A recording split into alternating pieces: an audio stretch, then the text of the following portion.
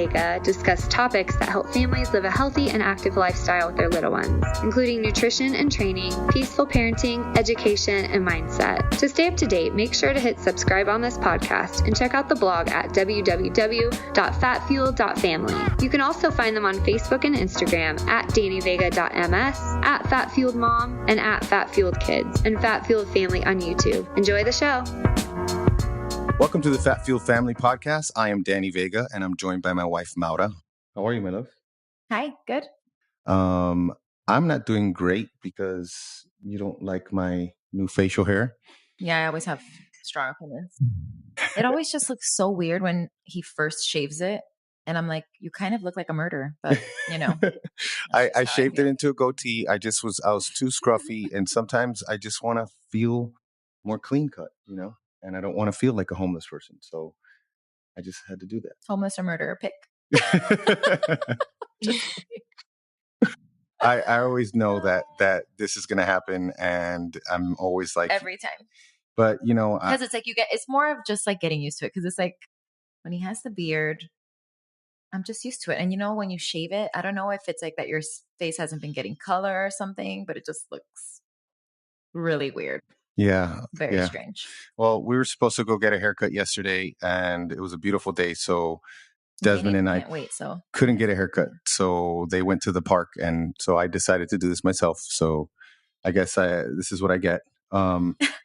Anyways, this week's guest went from being a yo-yo dieter most of her life until she switched to a ketogenic diet in February of 2017.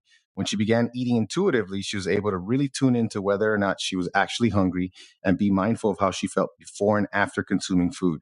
The key for her was tuning into how she felt physically and emotionally towards the food. And recently, she's quit her job to start her business and share what she's learned with anyone who could benefit.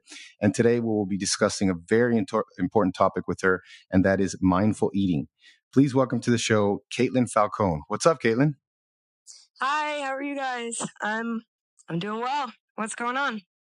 Oh, we're happy to have you. We're happy to talk about such an important subject that, you know, usually gets just. It doesn't get mentioned when we're talking about really diet. Wanting to talk about this, so this is perfect. Yeah, I'm excited. It usually gets thrown under the bus, like a lot of things. Mindful eating, and I think that's where it usually starts with our sugar addictions. You know what I mean? Yeah, and you know, like there are a lot of people that can benefit from this information because, you know, especially with keto, because, you know, a lot of the time people are trying to say, well, keto works so well. But at the same time, there are people who are dealing with some serious psychological issues that are going to be there regardless of the way you eat or what you choose to eat. Oh, yeah. So it's such an important subject. So we're really excited to dig in with you. Yeah, absolutely. So, for me, I mean, I don't know exactly, how to explain this first part, but so like for keto, you know, yes, it works. You know, you hear so many people. Obviously, we rave about it because we love it. We see the benefits.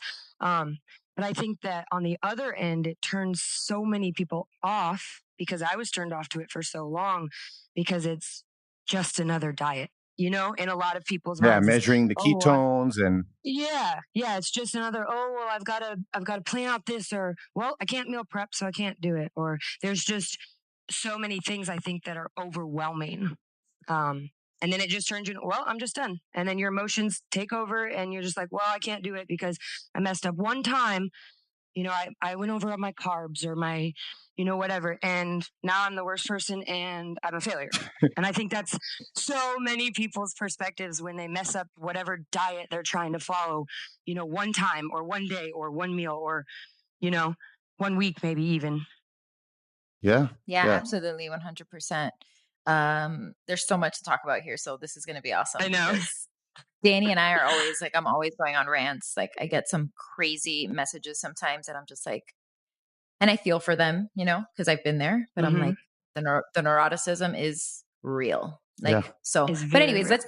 Let's get into it. We're going to start with our leading question and then get into all the juicy stuff. So our first question is, what is the most critical problem you are currently trying to solve? I would say it comes with the keto thing.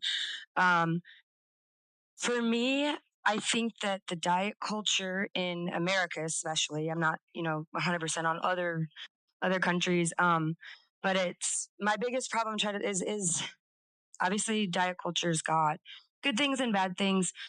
But for me, it was like with my yo-yo dieting, I always came to such an emotionally negative place that I would succumb to like, without using specific brands, a shake company because, well, they did it, so I can do it. And, and then I'd get real amped up about it. And then I'd see the results. And then, the whole emotional roller coaster of I did this for a month. I lost my 10 pounds. And then the next month, everything goes completely the opposite way.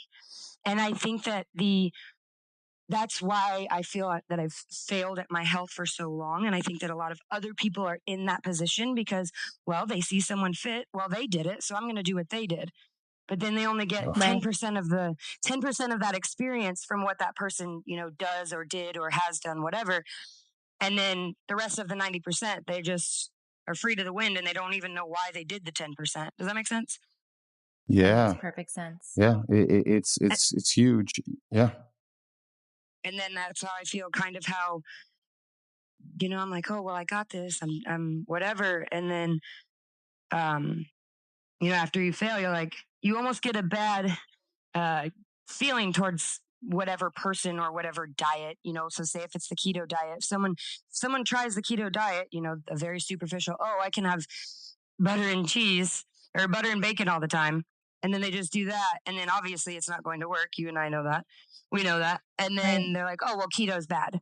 And so then they just write off keto because, and then I think that's many diets or many ways of eating, ways of life, however you want to do it. And then I feel like at the end of the day, a lot of people, me included, they feel if you don't go 100% in, it's never going to work.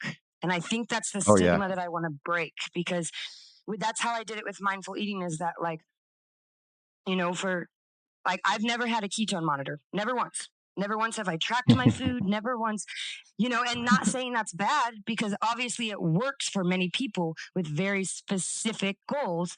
And I had a very specific goal to avoid every single one of those things because I knew that for me, if my ketones were just a little bit off, well, then I would think I'm a failure and I'm never going to look at that dang keto monitor again because it's telling me lies. And that's then literally why I don't test. Oh, keto's bad. Yeah, that's why I just starting this. Yeah, it was just, I had to break myself from all of those emotional triggers. If that, like the keto monitor would probably send me into an anxiety attack because if my ketones weren't just right, I would be so stressed out about what I did or didn't do that I would give up altogether. And I think that hits home to a lot of people. And that's what I'm trying to fight, Is that show that you can do this without. If you want the monitor, do it. And if it works for you, 100%, absolutely. But if you know that that's going to ruin you emotionally, do not even think about purchasing it, Yeah. And the same could be said for, I know, I love it. And the same could be said for the scale. And I would say, definitely a qualifying statement here. I think you picked the best way of eating to approach this with because it's just so hard to eat mindfully when you're on a blood sugar roller coaster. So doing it with a lower carb ketogenic approach is really helpful. And that's where I hate like the diet culture. Sorry, I totally cut you off, but just I and it's like something that I've been wanting to rant about soon. I'm not going to totally rant, but just there's so much online, and now with Instagram, it's so annoying.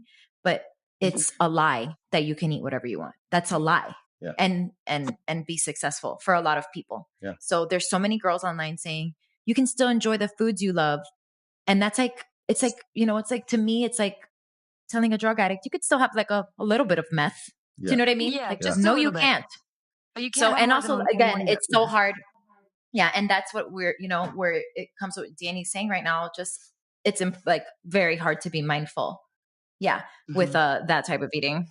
All right, so let's go a little bit deeper. And first, we want to get our listeners kind of just familiar with you. So, can you help us and our listeners kind of get to know you a little better and tell us about your nutritional journey and how you came to follow a ketogenic lifestyle? Yeah, absolutely.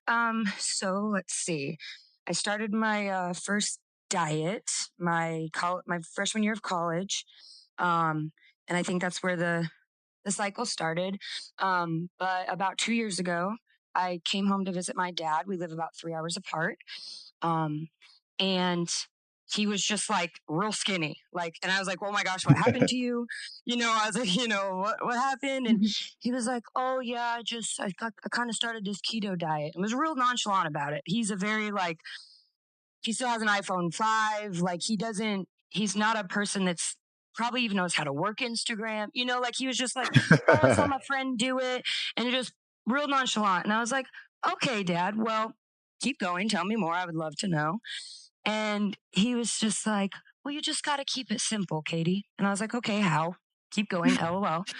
And he was like, well, just stop buying carbs. And I was like, well, that doesn't make any sense, Dad. And he was just like, well, up your fats a little, keep your protein moderate, and just keep your carbs lower, and don't indulge too much. And I was like, all right, well, that seems simple enough, but obviously I needed to know more. You can't just say that, right? Right. And but what really stuck with me, and to this day, and I tell everybody, he was like, eat when you're hungry, don't when you're not. He was like, just keep it simple. He goes, don't make it any more complicated than that. And I was like, all right, well, let's see what we can do, and sure enough, I stuck with that every time I came to a meal, and I researched the keto and found my grocery list and all those things. And every time I looked at food, I'm like, okay, am I hungry? Or is it because I think I'm hungry? Every single time. And it was really hard, for the first month, every time I looked at it, I'm like, okay, I'm hungry. Or am I? And I tried the water thing. Okay, drink a little bit of water, wait 15 minutes, see if you're really hungry. And then every time I ate, I was very focused into how that made me feel afterwards. So if I ate, chicken with cheese on it and broccoli, an hour later, I'd be like, okay, how do I feel? Do I feel energized? Do I feel bloaty? Do I feel gross? Because you read all these things about the keto flu and dairy makes you bloated and all the things. And you're like, okay, well, how am I feeling? How am I feeling? And over time, I started to, if I felt great after that meal, I would try to eat that meal again. And then if I felt kind of icky, I'd be like, maybe I'll kind of avoid that meal for a little bit. And then slowly you just start eating more and more of what makes you feel really great. And then all that stuff that makes you feel like garbage, you kind of forget about. You know what I mean? I love it. It sounds simple it's so to me. simple. I totally, I'm all about so that life. Simple. I'm about it. Seems simple. Yeah. And so I also, another thing that I try to, if anyone asks me, I'm just like, cook with the least amount of ingredients possible. Less is more. The more stuff you put in, Yes. period, the more stuff you're putting in your body. And so the more chance you have of having extra that you don't need that's going to end up being stored. And it's seriously, if you think about it in the most simple way, it's easy. Our bodies know what they need. They'll tell you what they need. You just have to listen. Mm-hmm. And it sounds easy. Obviously it sounds like, oh yeah, easier said than done. But that's truly the approach that I took, because I had been dieting. I would do the shakes for a month, and then I would just, go out and eat fast food and whatever I wanted. And then I would gain 20, lose 20, gain 5, lose 10. And it was just so emotionally depressing because of, all of the sugar. It ruins you because it makes you feel like, I feel like I'm a smart person. Why can't I figure out this very simple way to fuel my body efficiently? We learn so much throughout school. We never really learn how to eat intuitively, but I can tell you the Pythagorean theorem, but I don't know how many carbs, my body needs to perform optimally, before. And so it's like, why do I still remember the Pythagorean theorem or, long division or things like that when I can't even make my body function optimally? I just want to give you a shout out for remembering the Pythagorean theorem. Yeah, shout out, because nobody uses it literally ever. They should teach us how to pay taxes at least. Or even some of these other things, like how to look at food. The right food. Well, that's not going to happen. Yeah, Money it's our job. That's okay. That's our job. That's okay. That's parents. your job. Yeah, as a parent, it's your job. Yeah. So I love that, and I really love. Yeah, exactly. I love that. I love your dad. I want to meet him because he sounds so chill. Like, yeah, guys, just He is this is awesome. how it is.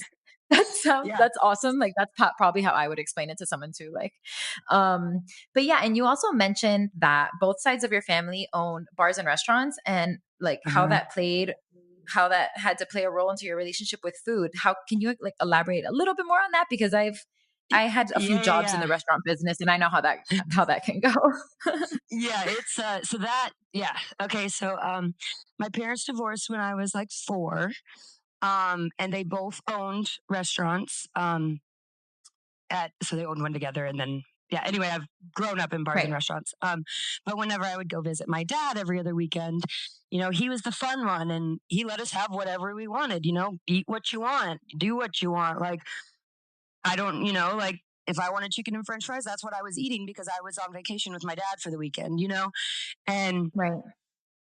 so it was, I mean, I remember I was, gosh, like 5, 6, 7 years old with my cousin, and my one side of my grandparents owned only a bar, so there wasn't kids weren't allowed. So we would just hang out in the back office, but we would go around, walk into the kitchen, talk to the staff like it was no big deal. And I mean, we could legitimately eat anything you want. And if you've ever been to a bar, it's mostly fried food.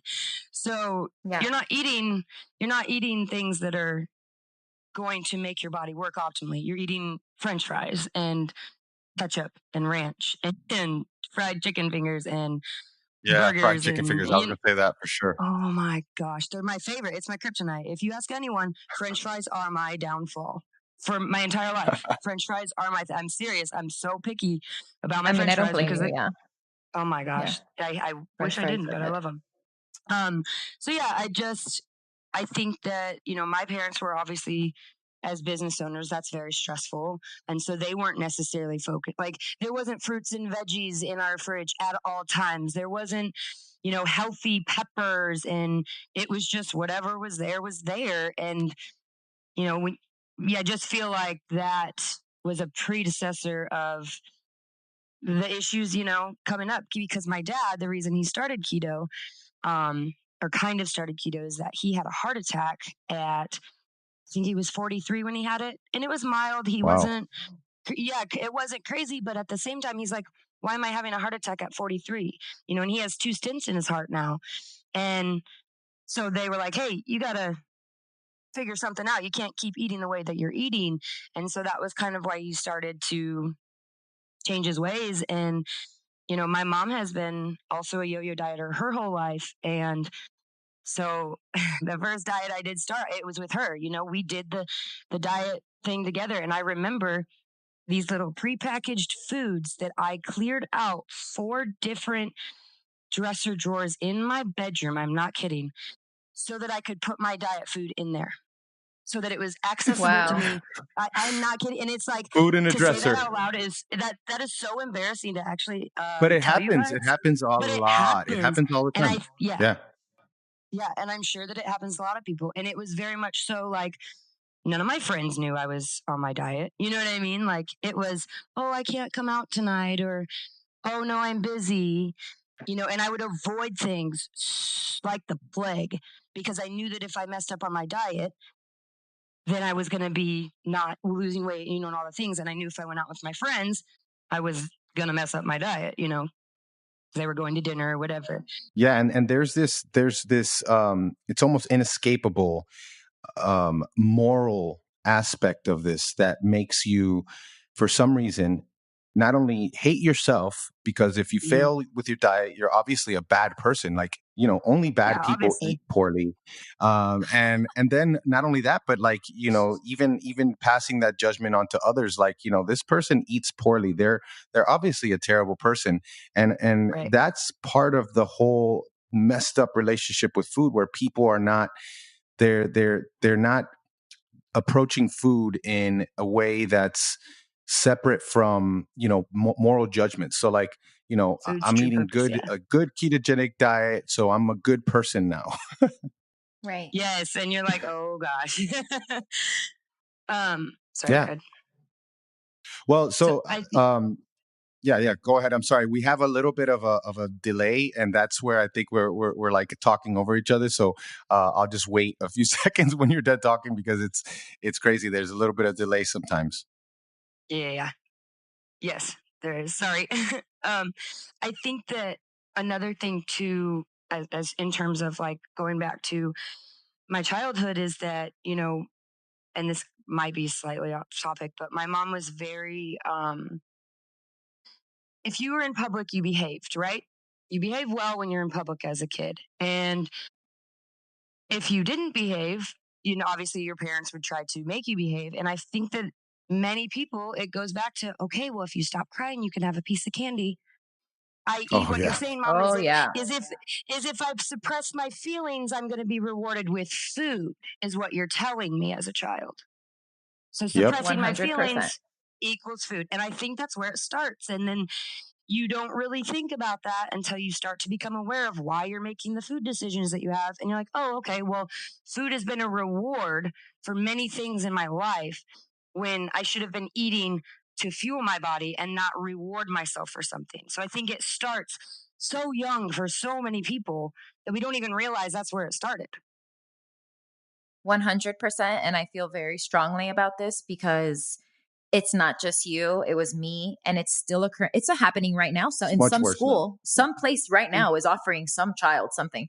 You get it. Everything is a reward for food, for some type of Yep. sugar treat at all times. So, and we've even caught ourselves that we've had to stop. Like, I think Desmond was sad about something one time. And that's another thing too. Like, we don't comfort ourselves with food either when we're sad. So it shouldn't be used as a celebratory thing or Right. a Way like a of comfort. comfort thing for when you feel sad, and you're just creating these habits. We don't realize it because of course, it is easier in that moment to just be like, here, be quiet, Yep. but yeah, it's Right. so Yeah. Here's a unhealthy. Reese's or Yeah. here's a chocolate or something.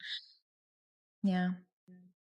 And this is why, we know that ketogenic lifestyle has helped like hundreds of thousands of people to take control of their health.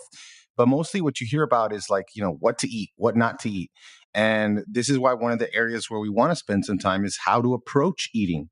Because regardless of the physical Yeah. benefits, a lot of us still have to deal with that mental and emotional side of eating. And, I'm curious, did you first learn about mindfulness with respect to diet? Or did that transfer over from an overall mindful living approach? I would say maybe kind of both. Because when I started my Instagram, I made it sure that I followed accounts that were, just like fitness related. So I wasn't necessarily keto when I started it. And I started following, I have a friend, who actually makes yonis, by hand.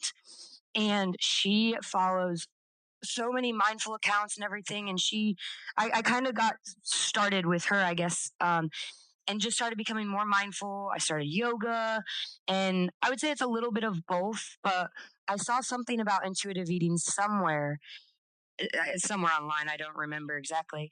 And I think it just kind of stemmed from there because, like, I was starting this way of eating. I knew I didn't want to diet because every single time I had tried to diet, it was, the extreme of completely, eliminating most foods from my diet and starving myself essentially, and then I would bounce Mm-hmm. back and eat so much. And so she knew I was starting keto, and she sent me some post, like some inspirational quote about eating mindfully, because I was just telling her about how stressed I was because I didn't know if I was getting my carbs right, my protein, like I don't think I had enough fat, like, and I was just like, it's so stressful and I just want to give up. I just want to give up because I didn't know exactly the right recipe to do. And then I was like, you know what? There is no right recipe. There is no Yeah. right recipe. That's why this doesn't feel right. And that's, I think, where it started and yoga and meditation have really helped, I would say, though. Like, Oh, yeah. really, Oh yeah. really Yeah. helped And that's, because yeah, yeah, once you yeah. know, you can't not know. Oh yeah, 100%. I need to get more into like the meditation thing like Danny, but Mm-hmm. for now, like yoga is a form of meditation. Oh, yeah. Like that is my Oh my form gosh. of meditation. And for me, honestly, even lifting to me is a form of meditation for me because it's Yeah, like very absolutely. relaxing to me. Yeah. And it just makes you focus on what you're doing. So you're not Yep. thinking about all the other busy things. But yeah, when I'm doing yoga, I'm just more chill in general. Yeah, you're I'm more in your mind, mindful. and yep. That's how I am for headstands and handstands. They, you're only focusing on like not killing yourself. You know what I mean? Like you don't have time to Exactly. start thinking about your financial debt or the grocery store you need to go to or the dogs you need to bathe, or you just think about, hey, don't break your neck. And it's so great because I'm serious. For me, it's like the only thing that truly, truly turns it off. Because even sometimes in yoga, once you get to a point where you're like, oh, I got this, I could do this in the back of my head, a pose or a Right. whatever, then your mind starts to wander. It's so hard for Yep. my Yeah. mind to wander when I'm upside down. Yeah. That makes a lot of sense. Yeah. I Mm-hmm. love that. All right. Well, I want to ask you more about just intuitive eating because am I'm an intuitive person in general, and I find it pretty easy to do. Like again, I'm like you where I never track ketones. I think I did for like a little bit, and then Mm-hmm. of course, just like you, I'm like. I haven't eaten literally any carbs and my ketones are still low. Like, screw you, ketone monitor. Don't tell me what I Right. am.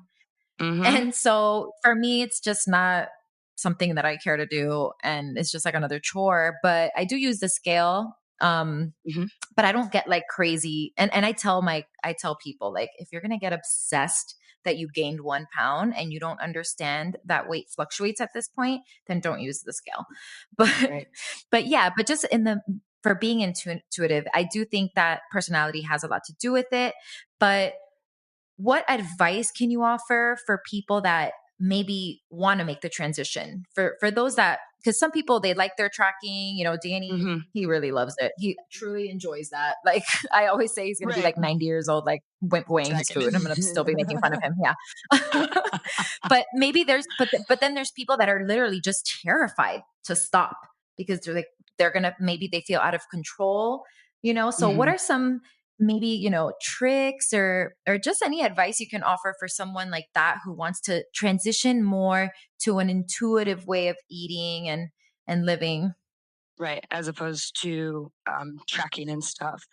I would Yeah, say tracking and my first word of advice would be, obviously, if they're doing it in a keto term, you know your stuff. Know that your fat is supposed to be the highest. Know that your protein is supposed to be middle. Know that your carbs are supposed to be low.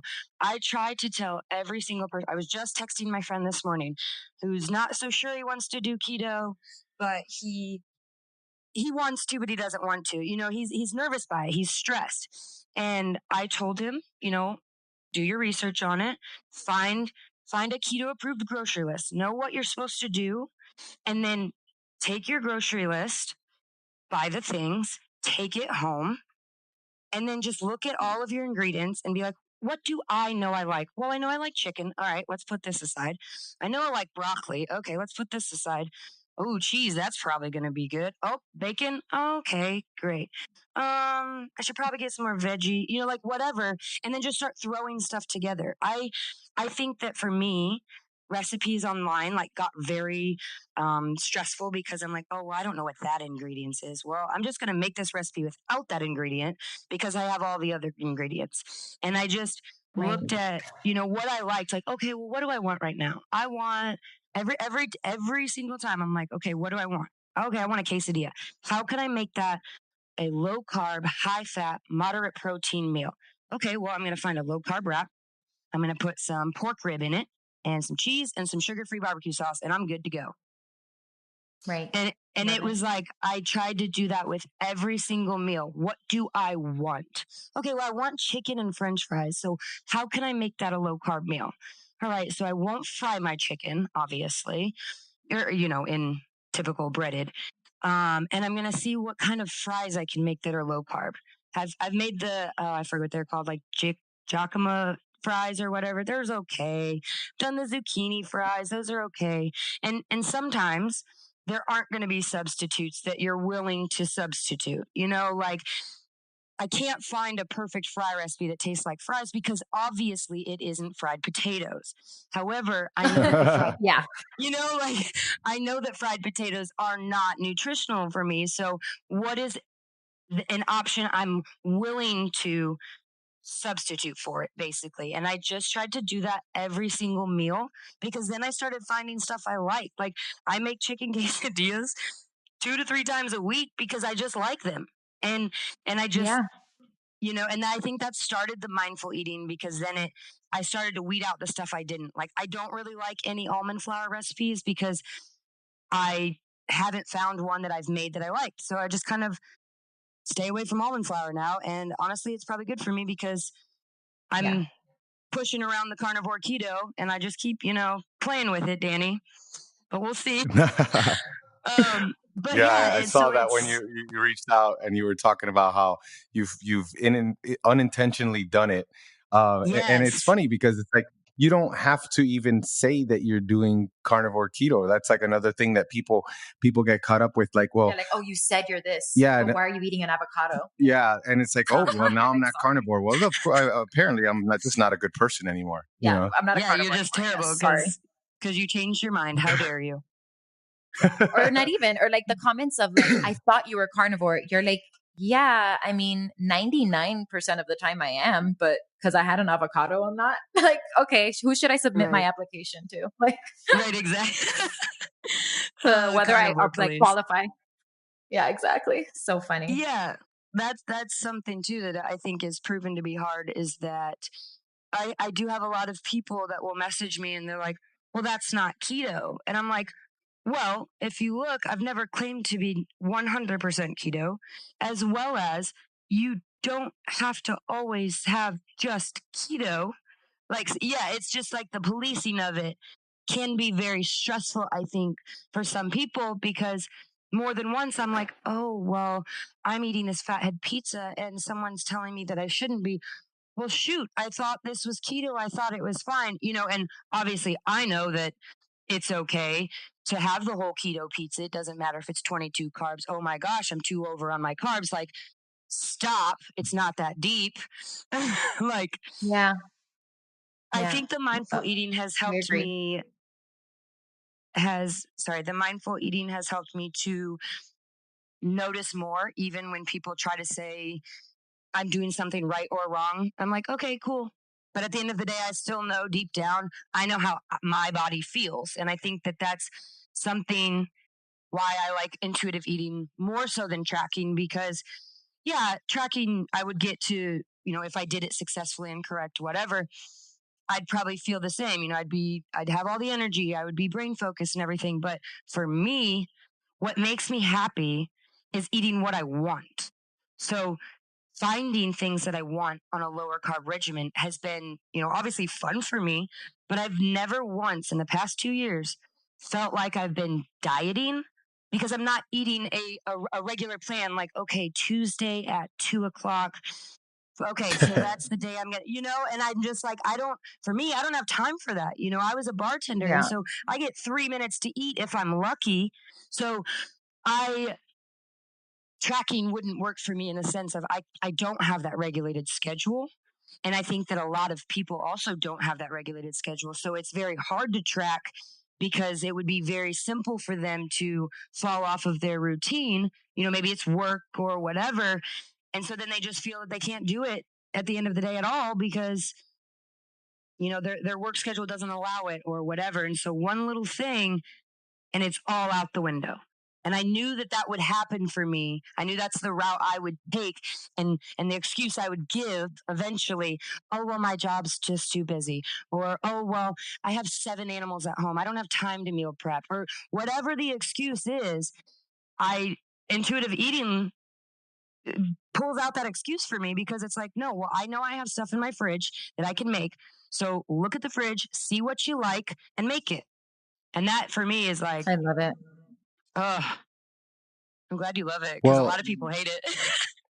No. This is great. And I think like the main 2 points that people need to really understand is number one, to know yourself That's a huge thing, is like, okay, like you said, what do I like? And I think that's a question that people don't ask themselves. Like they think they need to intermittent fast because that's what they're supposed to do. They think that they need to be eating this food because this is the food that's people are talking about all the time as an acceptable good food. And it's like, if you don't like that food, don't eat that food. There are so many options, good options, So, and one of the things now I want to also transition to another aspect of mindful eating, because when I first found out about it, it was hilarious because I felt like I stumbled across this epiphany, and I told Maura about it, and she was like, yeah, that's welcome to my life. That's what I do. Welcome to my life. Thank you for sure. Yeah, welcome. Thanks for sharing. And I was just like, only been practicing this forever.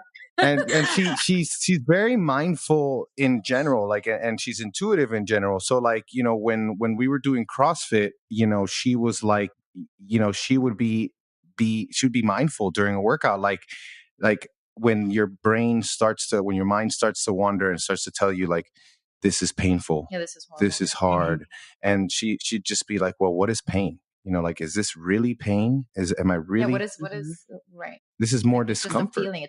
And it takes away the suffering because it's the panicking that makes you suffer more. Yeah. When it comes to stuff like that. And I probably got that. The reason that I got that and I practiced that, and you probably can understand this, Katelyn, because you do yoga, but I grew up as a dancer and we would stretch for hours on end. And that's it can be very painful. And so that was a way that I would just like try to get those deeper stretches. You automatically, when you do that breath, like you can get that deeper stretch because you're taking the panic out of it, Yep. Yeah. Yeah. With the stretching too, the mindful breathing, that also helped me is, I read somewhere that when you're breathing from your chest, it signals to your brain that there's a problem. But when you're breathing from your belly, it's a more natural state and allows you to calm down.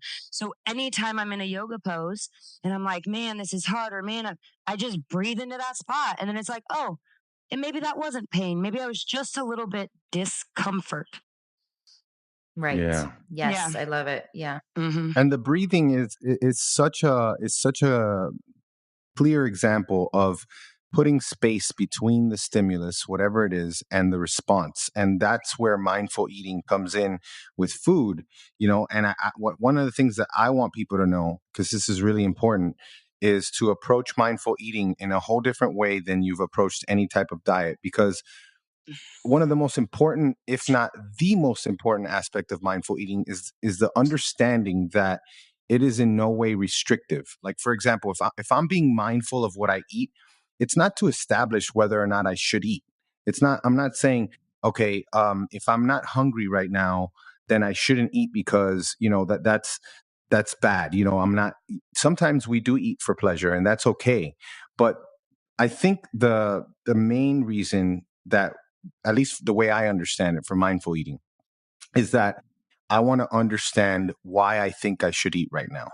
And if I'm understanding why I think I should eat, maybe I will decide that I won't eat because there's a factor that is not really hunger. Maybe it's an emotional thing. Maybe it's a stress or another environmental thing where I got together with a group of people that I always eat with, or an event or a time of day or something.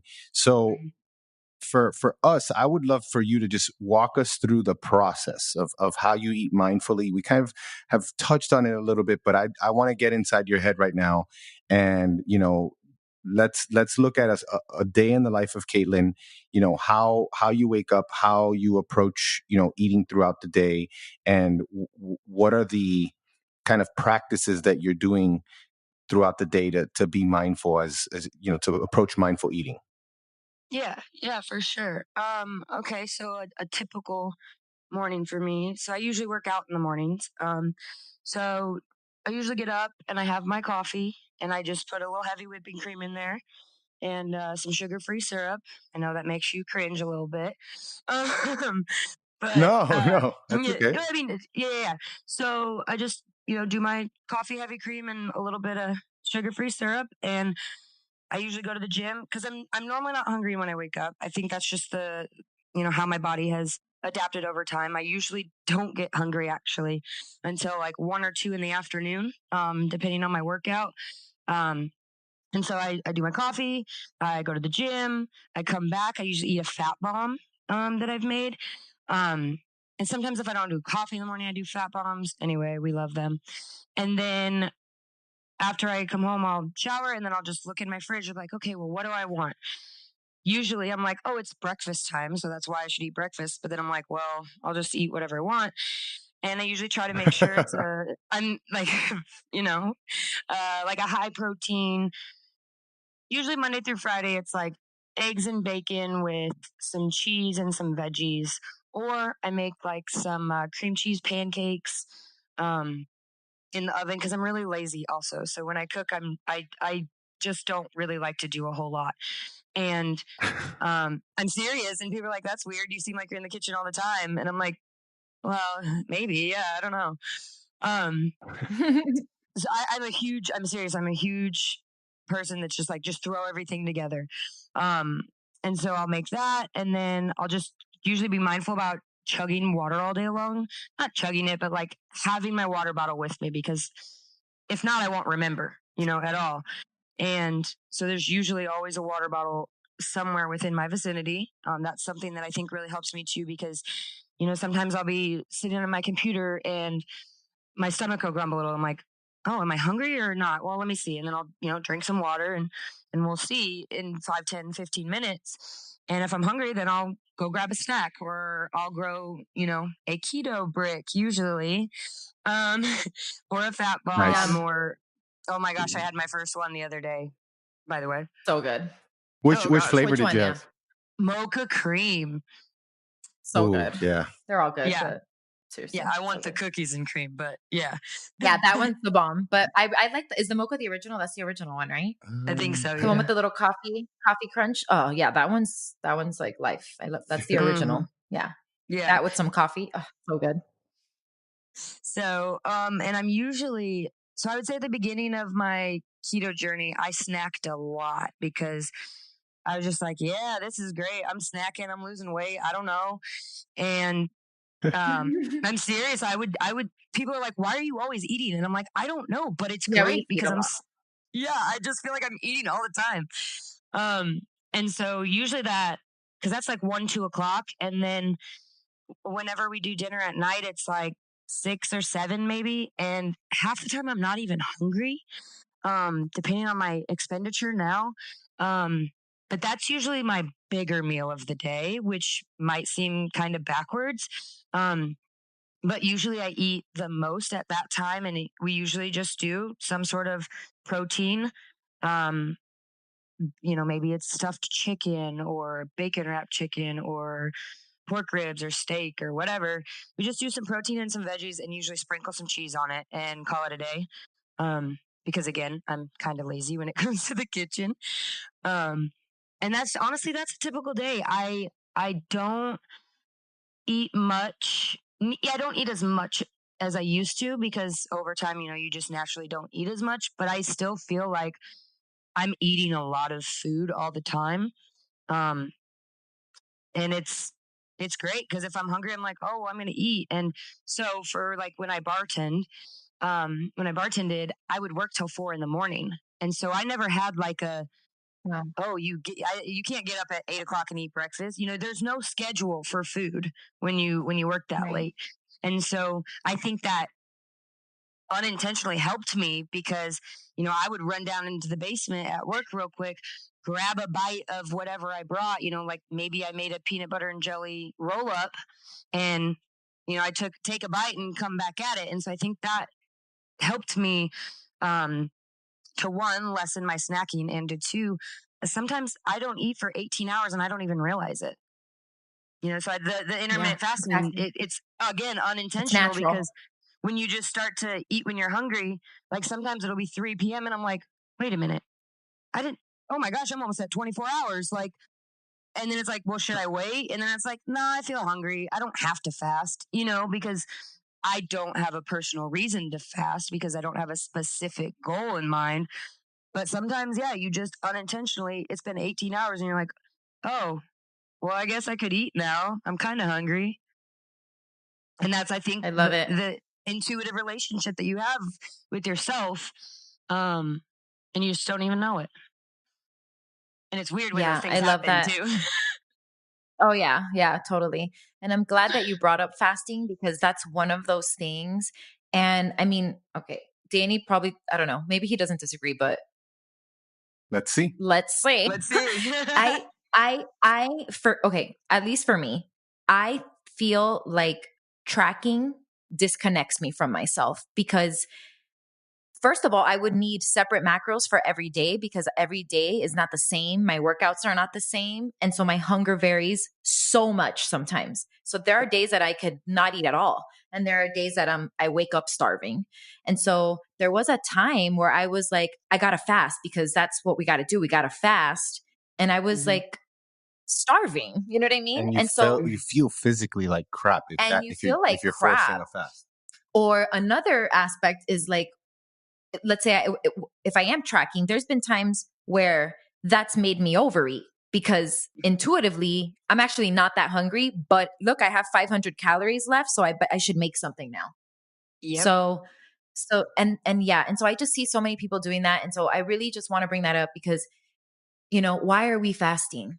Like, again, yes, there are many very good reasons to fast, disease, fat loss, like metabolic syndromes, like insulin resistance. There's a lot of reasons to fast, cancers, loose skin.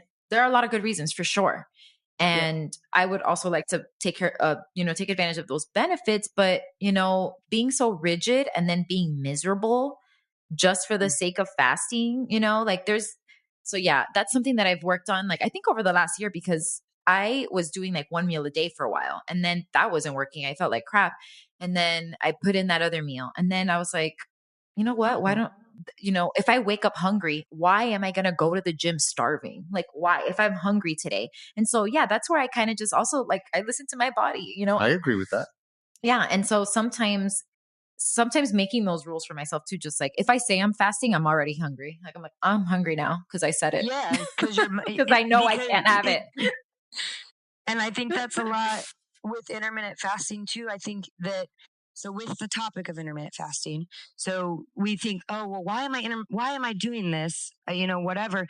Well, because we know of the benefits, we know it's why. Maybe we see, somebody else who does it, and so we're like, oh, well, they're doing it, and so we have to do it. And I think that goes right back to the yo-yo dieting is, oh, well, they did that.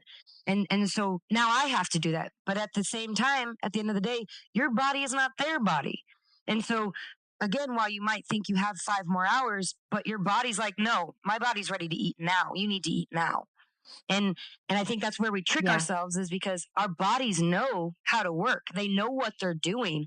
We just usually confuse it with all of our extracurriculars, Yeah, exactly.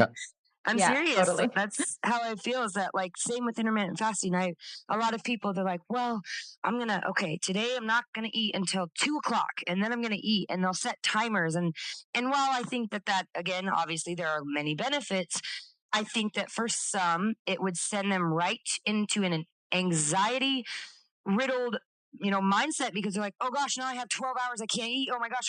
And then they're starved already. And then it's just, it's such a negative process that you're like, well, I hate keto because I tried intermittent fasting one time and now, well, keto's bad. And then you just completely write it off, because you see keto as bad because you think keto means you have to intermittent fast. And, and perspective, obviously we could talk for hours about that, but yeah, sorry. No, that's totally cool. And with the intermittent fasting, just like people, it's this all or nothing mentality for some reason. And I don't know, I can't explain it. I'm not a psychologist, but a lot of the time, I think a lot of it is because of what we hear. We see someone who's successfully, living a healthy lifestyle. And especially we're listening to keto podcasts and looking at videos. And so says, well, I generally eat, from 12 p.m. to 6 p.m. And, number one, the first assumption is that, okay, I guess I need to intermittent fast every day. When in reality, if you did intermittent fasting just, 1 or 2 or 3 days a week, then you would see those benefits, and it's enough. And the other thing is, like, when you're doing this lifestyle, is how do I explain it? It doesn't have to be this rigid. It doesn't have to be this whole thing where it's all or nothing. That's where I think people really go wrong. And I know a lot of us can't even trust ourselves. There's a big difference between, getting to a point in your nutritional journey where your body automatically tends to fast this many hours because it's just kind of what your body does, versus saying, this is what I have to do, and setting the alarms. Like, I can totally get if someone wants to do like a fasting timer and they want to be just seeing how long they've fasted. This is considering they don't go nuts with this timer and allow And it try to push it. Like, and try to push it. Yeah. But like, if you're eating intuitively, and I'm even, I'm not the biggest intuitive eater, but if you're eating intuitively, he's not intuitive at all. Okay, let's just eat intuitively. Okay, it's that poor Danny. He, spent a lot of time growing up trying to put on muscle, and so he blew past satiety so much. decades. So he, like, what is Danny like? Food. Yeah. What does Danny do intuitively? Eat all the time and eat more. Yeah. Like, he just can consume so much food, and I'm always like, busting his chops about it, because I'm just like, dude, you don't need that much food. And he's like, you don't understand. And I'm like, no, I don't think you do. I just think you need to like get your stomach used to just not being so ridiculous. Yeah, it's a psychological and a mental and an emotional thing. But I really love your approach, because not only is it good from an intuitive eating standpoint, it's also good from a sustainability standpoint. Even the way you approach shopping, people should be going to the market and buying foods that they like, for sure. As long as they're not, like we always talk about having non-negotiables. For us, it's, no processed sugars, no grains, no vegetable oils, and no food dyes. And that pretty much gets rid of a lot of the packaged crap. And if you have those guideposts for you, then you still have this huge variety of food that you can eat from. And in reality, you're still going to pick a small amount of food choices because that's what you like right now. And maybe in a few weeks, it rotates slightly, where there's like one meal kind of goes away and then another meal replaces it. It's kind of a cool way to approach it. And it's really good for listeners, especially when they're starting a ketogenic diet, to hear this side of it, because I mean, I can see how, especially my approach being, coming from where I came from, it's like an athlete my whole life, given diets to follow in college, being told what to eat and being told how to eat, and looking at myself like you're this athletic specimen that's, specimen A, specimen B, for specimen Danny, C.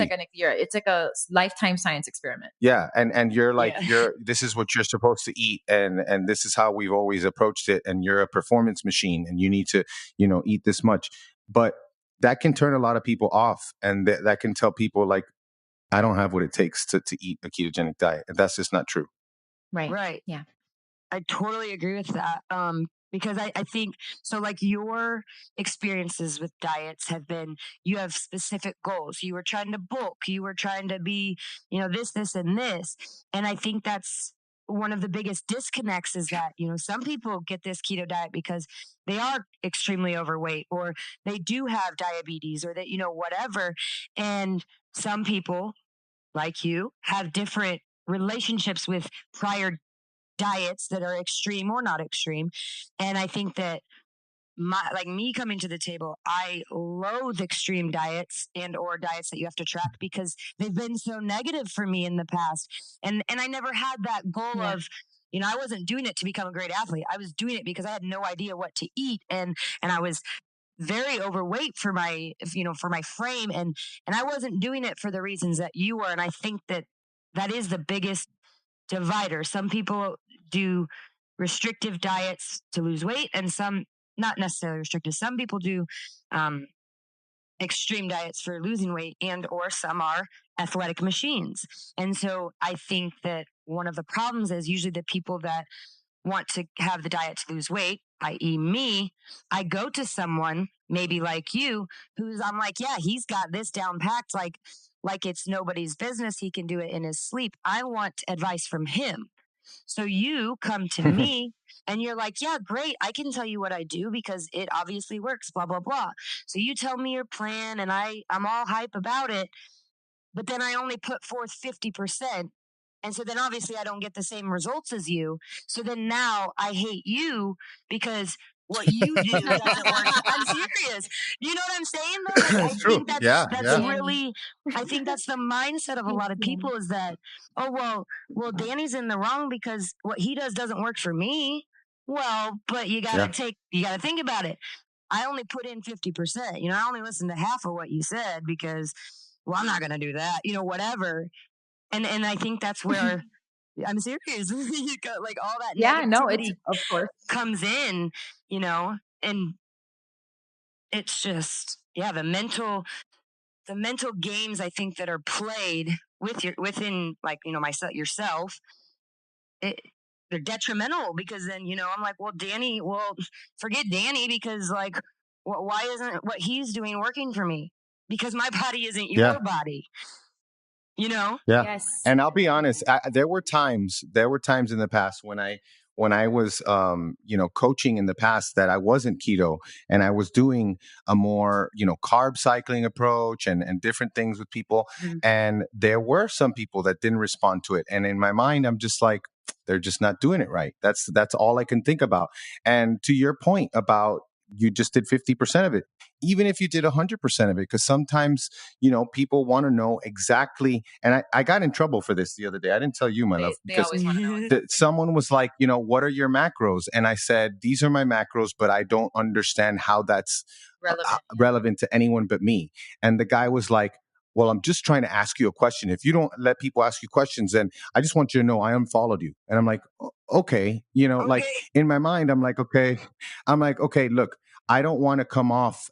And I told him, I don't want to come off as you can't ask me a question. But then at the same time, I don't think it's good for me to be telling everyone what my macros are, if that's all they're going to do is follow my macros, because you're not going to replicate my results with my macros. The chances of that happening are small. There's so much that goes into it too, and like, that's the same thing. Like when Danny was like starting to experiment with carbs, like I'm like, hey, make sure that you're letting everyone know that you can eat carbs.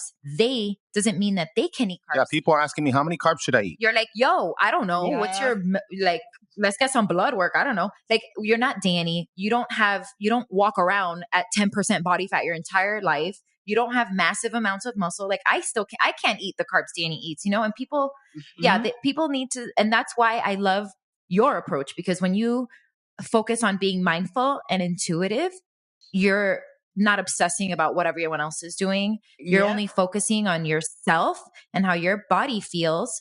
We're all human, so we all have specific nutritional needs, but for all the other stuff, it varies, and so depending on your activity level, you just got to listen.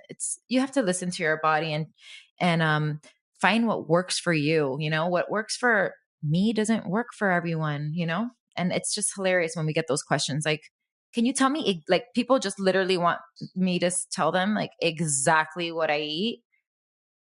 Like if it's going to matter, because it doesn't matter. I totally agree with that, because it's like, I had someone ask me that this morning. How many carbs do you have a day? And I was like, I can honestly tell you, I don't know, because some days I'm more active. And they're like, well, how do you say you're keto? And I was like, well, because I'm pretty sure that my body's in ketosis a lot because of, I'm energy like out the, window. But at the same time, some days I expend a lot more energy, so I need more carbs. And since I don't track, I really can't tell you if I have 20 or if I have 40. I could give you an I can't average. tell you my ketone status right now. I can't. I'm sorry. I do not know. I love saying I don't know though. It's honestly one of my favorite questions when someone says, what are your macros? And I go, I have no idea. That's why you don't see Mauda. She rarely posts pictures of what she eats because of that reason. She knows that they're going to come flooding in. Yeah. Yep.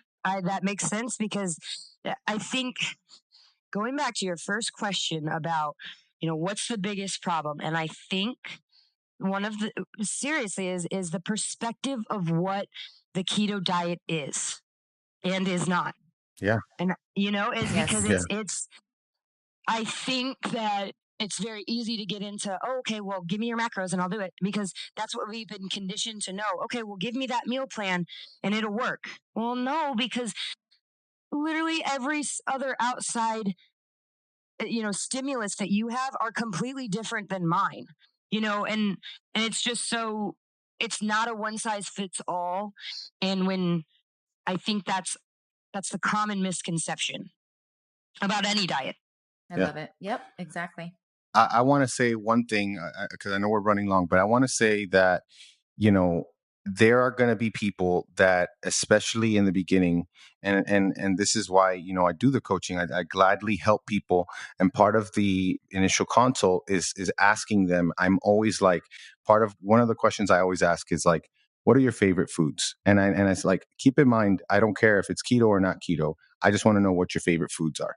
And they tell me, and if you need that in the beginning, especially if you're someone like me who maybe needs to reset your hunger signals, then it's totally cool to either follow a set of macros or to work with someone that can help you. But like the approach that you guys are taking, I think is very important for people to be aware of, because it's a very sustainable way of living.